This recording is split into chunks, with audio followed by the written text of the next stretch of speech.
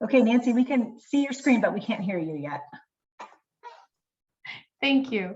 I was going to ask if you guys could see my notes. If not, I'll go ahead and get started.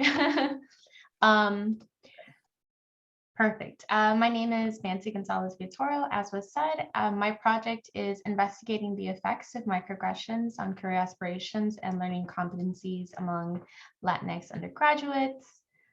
My faculty mentor is Dr. Rachel Wu, and we are both in the Department of Psychology. So for today, this is basically what I will take you through. I will introduce the study variables and also address some of the gaps in microaggression research in regards to career aspirations and learning competence. Then I'll go into research questions and hypotheses for this study, the methods that we use, as well as expected results, discussion conclusion, and any limitations that we found, as well as my references and acknowledgements. So the study variables include microaggressions, career aspirations, and learning competence. I'm just going to share some of the background information and just kind of their significance to this study, as well as theories of relevance. So what is a microaggression? I'm going to read it straight off the screen. Racial and ethnic microaggressions are known as seemingly minor daily occurrences, whether verbal, behavioral, or environmental, that disrespect either intentionally or unintentionally and are hostile and derogatory towards people of color. So microaggression research has been ongoing for several years already. So it has quite a good foundation in terms of how it's been classified. A lot of research is founded in Sue's 2007 research on microaggressions in everyday life. And some of the three main categories that have been found are those regarding micro insults, micro assaults, and micro invalidations. And the two main theories that coincide with microaggressions include critical race theory as well as racial battle fatigue. So these two theories come up frequently. In terms of critical race theory, what it is, it's basically outlining the deficiencies in our governing institutions to dismantle biased infrastructures that primarily benefit white societies and enforce disadvantages for racial minorities. Racial minorities include everything from African Americans, everyone, including African Americans, Native Americans, Asian Americans, Pacific Islanders, Chicanos, Latinos, and multiracial people. Over the years, microaggressions have expanded to include not just ethnic racial minorities, but also those who are affected by gender and sexuality discrimination, ableism, and ageism, in literature discussing CRT.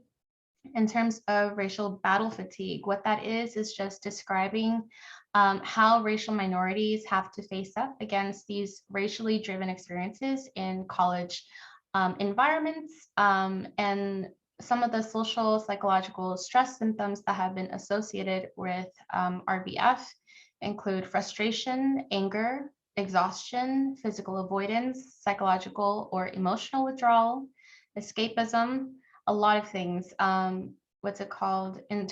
Including resistance, verbal and non-verbally, as well as coping strategies.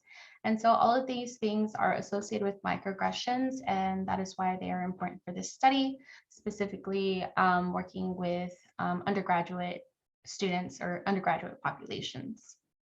Later on, I will discuss more about how this is relevant for Latinos specifically. The other factor in our study was career aspirations. So career aspirations is really just this idea of how much a person values their chosen career, how much they actually want to pursue a leader position in that career, and how much effort is contributed to improving oneself once they're already in that field. And so two theories that really base the foundation for career aspirations are social cognitive theory and then social cognitive career theory. And so SCCT is really just taking parts of social cognitive theory that are specific to career aspirations. And what this really is about is self-efficacy, outcome expectations, and goal setting. This is really about, how well that person believes they will do in their career, what they will expect will happen if they decide to pursue the career, and then how they factor in external environmental factors into affecting their career interest. So some of those intrinsic sources can be things such as the lives of individuals, their capacity or ability to do well, like their personal belief in that, and other individual differences.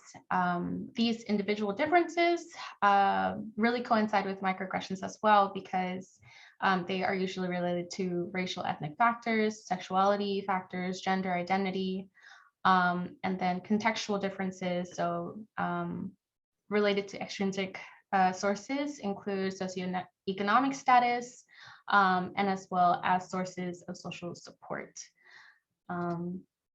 In terms of learning competence has to do with a person's ability to take initiative and control of their personal goals, their own sense of effectiveness and personal growth.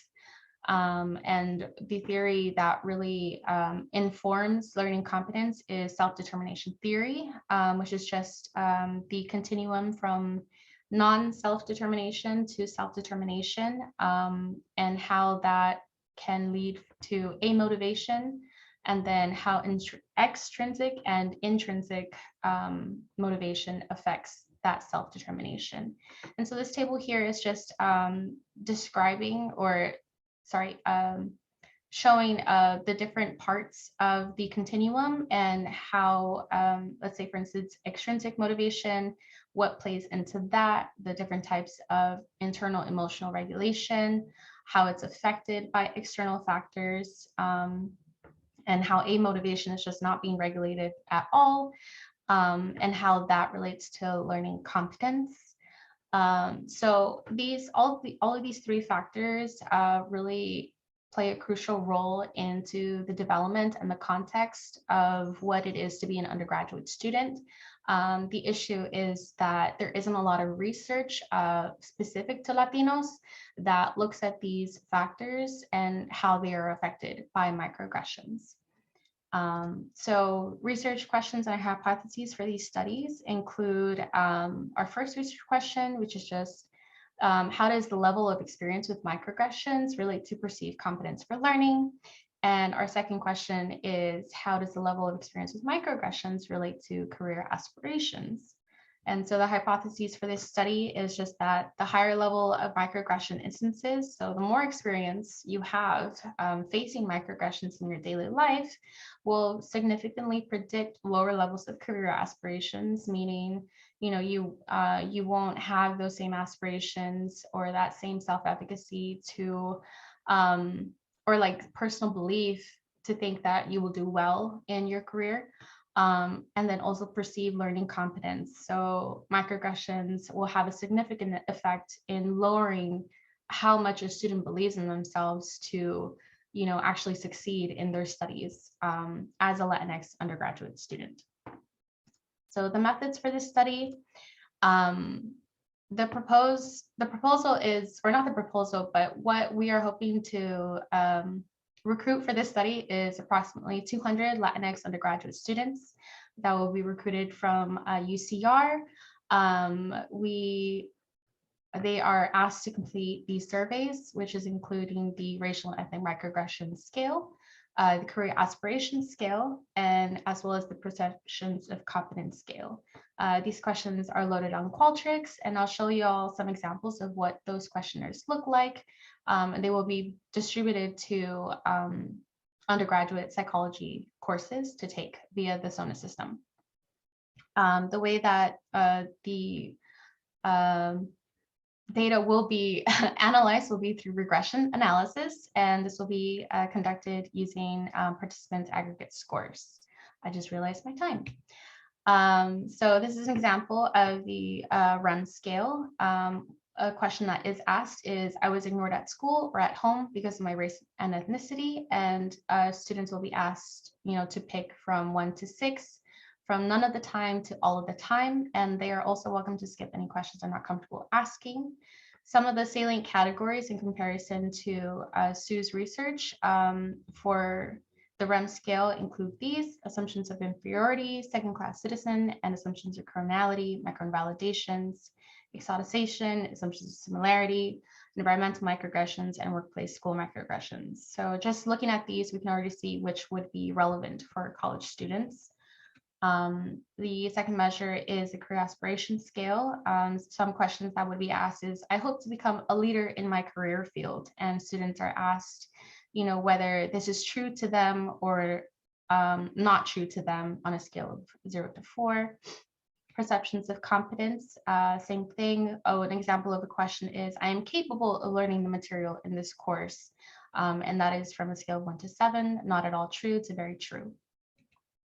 So expected results, our expected results is just, again, we hypothesize that higher levels of microaggressions will significantly predict lower levels of career aspirations.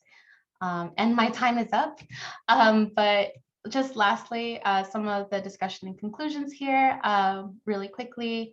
One of the main ones that we found is just for career aspirations. There might be limitations here because this scale is more geared toward women than it is toward men. Secondly, a lot of research for perceived competence for learning has focused on high school age students and not so much on college age students. And so that's why this study is of importance. And then thirdly, just in terms of Latinx populations, this study did not take into consideration variations in skin color and other physical features. And future studies should take this into consideration. So yes. Thank you, everyone. And that is all for me. Great. Thank you so much, Nancy. All right. So we can have the virtual applause continue. Excellent presentation. Thank you so much for helping.